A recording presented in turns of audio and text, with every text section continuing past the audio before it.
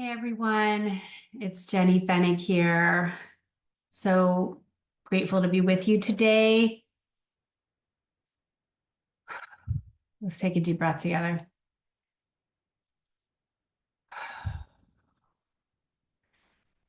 There's a lot going on. My heart goes out to everyone in Los Angeles, the entire state of California.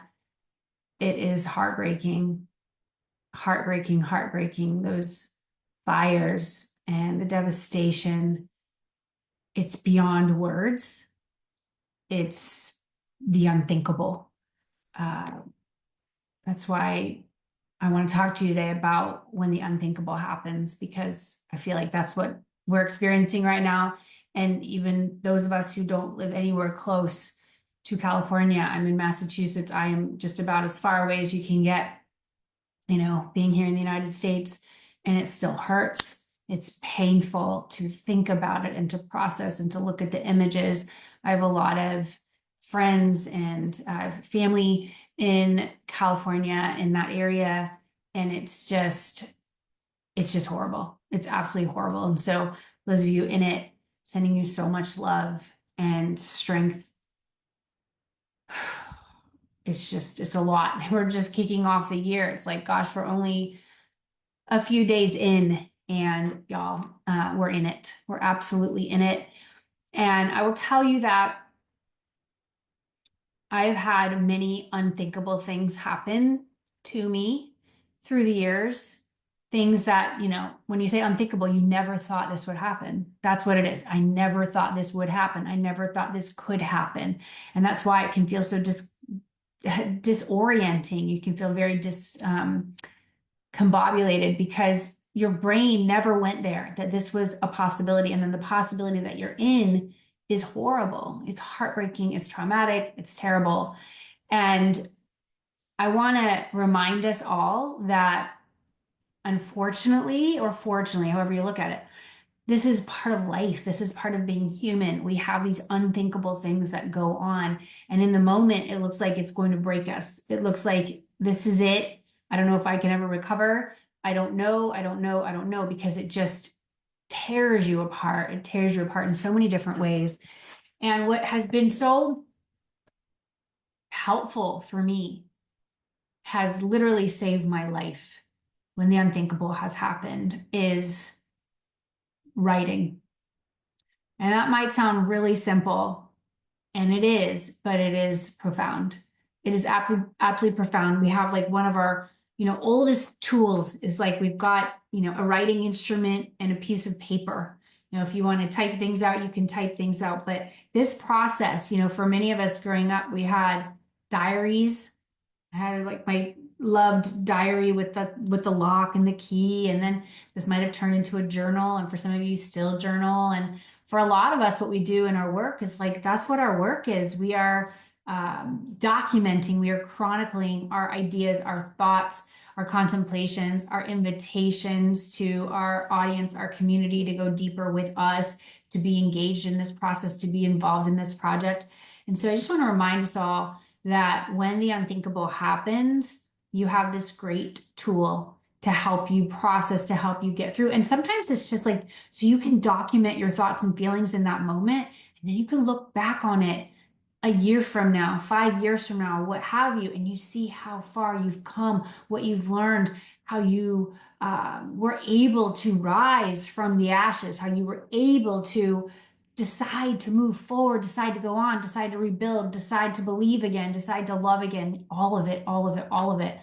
This came to mind. I was actually just talking with my daughter. I was telling her this story because she started journaling. I'm so excited for her. She's 10 years old and she just started journaling.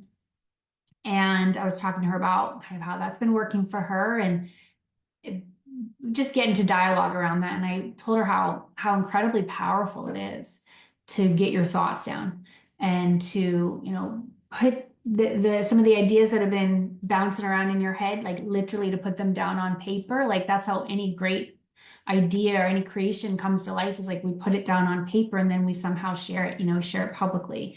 And so years and years and years ago, when my 12-year-old sister died from cancer, I was working at Domino's Pizza.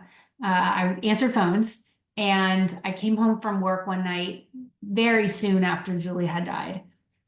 And this is exactly what I did. I was deep in pain. I was deep in grief. I don't know that I would have called it that back then because I was just like thrown to the wolves. That's how it felt. And I came home and I wrote. I brought my pain to the page. I just wrote and wrote and wrote. And what I created was a poem. And this poem was called My Sunshine. And it really just bared my soul. It was what I needed to say. It was how I needed to move that pain through me. And I ended up reciting that poem, delivering that poem to a live audience. I was a junior in high school, and there was a pageant at my school called the Miss New Smyrna Beach High School pageant. And I used this poem, and this recitation of the poem was my talent. And I ended up winning that entire pageant, being crowned Miss New Smyrna Beach, as well as being given the most talented award for this poem where I was again just bearing my soul. And it was so powerful for me to be able to write that and to be able to process the unthinkable through my words, through my ideas, through my feelings, like all of it. And that is what writing allows you to do. That is what really figuring out like what the message is. I have found that in every unthinkable incident, accident, situation, traumatic event, there is always some kind of a message that comes through. And it can be different for each person who might be looking at that, and they may have a message and somebody else can have a different. That's okay. We don't all have to say that have the same message. My point is that you are a messenger. You are able to process, you're able to see. And what you see and the message that you are receiving that is coming through you, it matters. It has value. It can help someone on the other end who sees that, who hears you say it, however you're delivering this message. It is so important that you trust that. And really, the first step is you getting it down, like you getting it down on paper, you typing it out, you speaking it out loud so you can hear yourself. You can see what you're working with here. It's just all material. And I want to encourage you, especially during these unthinkable times. We have situations that are happening again right now, just feeling so deeply about what's happening in Los Angeles. And we're going to have a lot more that's going down here in the United States for sure. Y'all know what I'm saying, okay? This year is going to be intense. It's going to be intense. And there's also going to be a lot of beauty. There's going to be a lot of beauty. And I, for one, am deciding that I am really stepping more fully into who I am as a sacred messenger. I'm not holding back. I'm not watering it down. I'm not hoping that people just get it. I am going to do my part and do my part and do my part. And I'm inviting you to join me. I'm inviting you to say, you have a unique lens. You have eyes that see things in the way that you see them, and the way that you write, and the way that you speak, and the way that you then create, beauty from it. You create community, you create invitations, you create something that needs to exist in this world. That is why we are here. That is the invitation. All right. And so, for those of us who have our own business, like we do this through our business. We do this through the way that we serve. We do this by the way that we talk with people. We talk with clients. We talk with an audience. We talk. And I encourage you to use these unthinkable moments, like these times when you're like, what the, like, this is nuts, to like channel it, like to really channel your pain, channel your frustration, channel your confusion, and trust the message that's coming through, and be willing to share that. Be willing to be bold, be willing to put out your ideas, put out your stance, put it out, because you're helping people by doing so. And that's really what we're here for. We're here to help. There's a lot of people who are suffering. There's a lot of people who are in pain. Like anytime that you can use your words to lift people up, to help them rise, to help them get out of that, that is time well spent. That is time well spent. And that's really what it is to be a sacred messenger. That's what it is. And so I appreciate you being here. I appreciate you being you. I appreciate you doing your great work. I know this isn't always easy. In fact, it can feel like it's a lot, it's a big responsibility, but hey, we can handle it. We can handle it. And I it's why I'm really excited about bringing together a group of sacred messengers. I have led what's called the Sacred Messenger Uprising. I think this will be like the seventh time I'm leading it, or the sixth. I've lost count.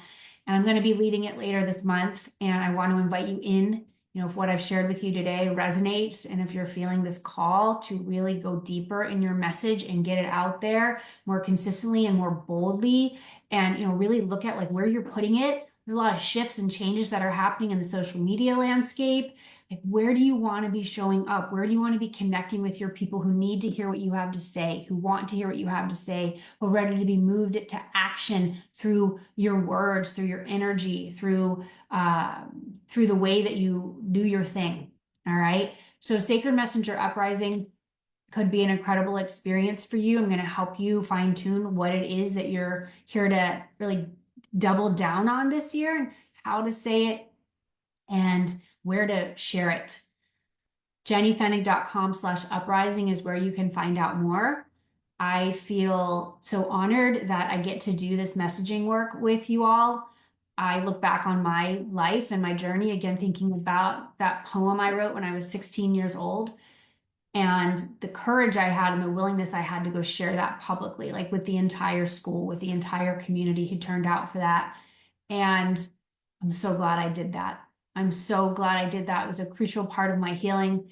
And it was a reminder to me that our words matter, and our willingness to share them matters. And that the people on the other end, who you can't even imagine who's watching or listening or what have you, they need to hear what you have to say. And so this is your invitation. This is your encouragement. This is me holding out my hand to you saying, come on, let's do this thing. I am here to help you. And I'd love to have you in Sacred Messenger Uprising if it's something that you feel excited to be a part of. If you feel like this is the next step in your journey, come on, come with us. We're going to do the darn thing together. So go check it out, jennyfennig.com/uprising. Reach out to me with questions. I'm happy to help. And again, just sending out so much love, so much encouragement, and so much gratitude, thinking to California again, LA, all the firefighters and everyone on the front lines, those first responders. Like, there's just so many amazing people in the world who show up, who step up when the unthinkable happens. So with that, sending love. I will be back with you soon. I'm going to be doing more and more lives and videos this year. I'm really feeling called to, be here with you, and for all of us to just do what we came here to do. And I'm going to be doing my part. Okay, everyone, be well, and we'll talk soon.